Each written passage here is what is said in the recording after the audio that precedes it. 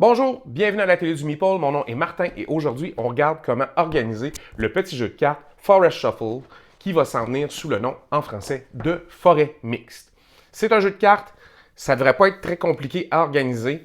Puis, vous allez voir, ça a ses propres défis au niveau de la qualité des cartes, au niveau de ce qu'on peut faire et ce qu'on ne peut pas faire quand on veut essayer d'avoir une ligne de jeu qui sont plus verts, plus écologiques. On regarde ça ensemble.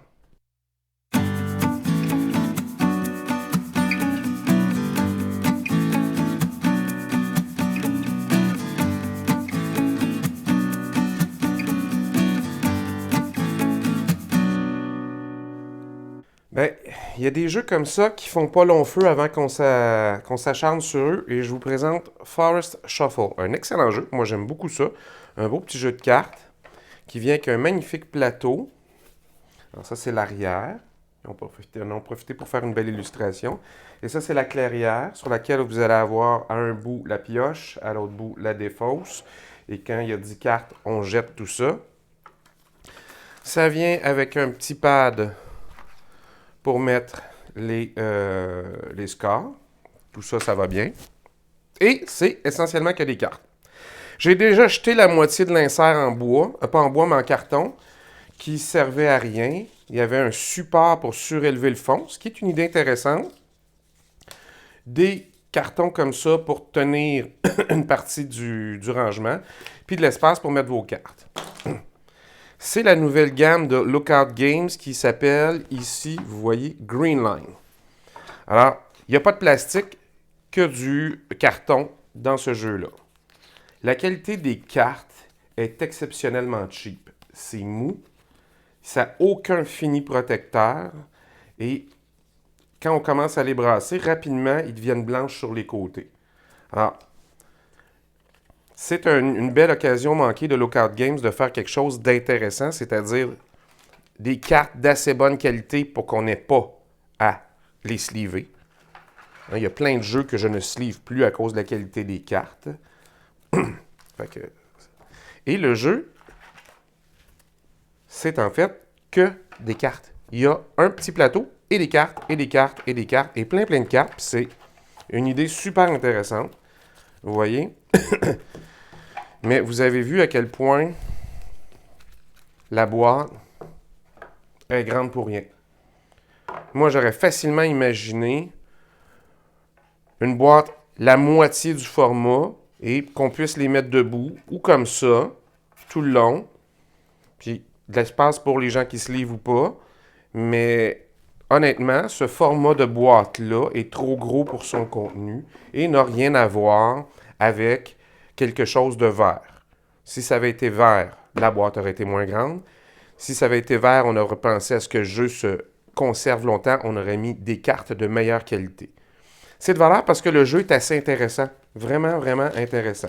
Fait que je vais regarder. Je vais faire du rangement pour mes cartes pour que ça ne se mélange pas parce qu'il y a une partie des cartes qu'on veut garder à part parce qu'il faut insérer les 3 cartes d'hiver, les cartes caverne et les cartes explication pour ne pas qu'elles se mélangent avec le reste des cartes qui, eux, ne forment qu'une seule pioche. Alors, je pense à mon affaire puis je vous reviens avec ma solution. Alors, qu'est-ce que j'ai réussi à faire avec Forest Shuffle? Ça va s'en venir, hein, je vous le rappelle, sous le nom de Forêt Mixte en français bientôt. Alors, j'ai d'abord mis le plateau de jeu parce que les boîtes que j'ai faites sont juste un peu plus basses pour accommoder ça. Et qu'est-ce qui va retenir les cartes? Ben, les boîtes elles-mêmes, mais le petit dépliant pour les règles de jeu aussi, juste en dessous. Alors, j'ai fait 4 boîtes pareilles. Les boîtes, moi, je les ai fait 6,5, 9,5 par 6,5 par 4,5 de haut. Tout en centimètres, évidemment. Alors, c'est 4 cm et demi de haut, 6,5 de large, 9,5 de long. Je vous le conseille d'enlever 1 ou 2 mm sur chacune de ces mesures-là. Vos cartes slivées vont rentrer pareil. Les miennes, mes boîtes, sont un peu serrées. Un petit peu. Et ça va vous donner du lousse aussi pour faire une plus grande boîte que j'ai mis dans le haut, dans laquelle j'ai mis le paquet de feuilles pour les pointages. Et j'ai mis aussi la balance de ce qui me restait de petites sleeves. Parce que c'est des sleeves qu'on appelle le standard américaine, mais c'est pas le standard américain poker, c'est plus petit. Alors, il faut le savoir.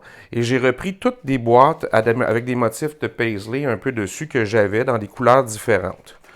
Alors, j'en ai une beige, deux bleus, puis deux roses. Mais toutes dans des motifs paisley. Alors, ça fait un peu nature. Ça fait surtout que les boîtes ont quelque chose de consistant dans le look.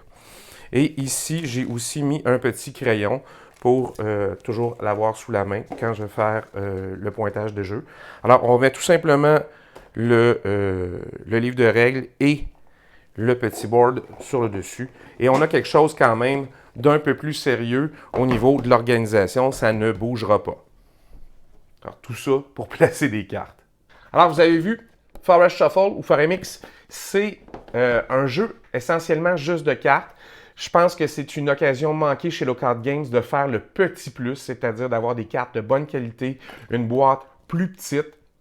Ça aurait été amplement suffisant pour les besoins de ce jeu-là.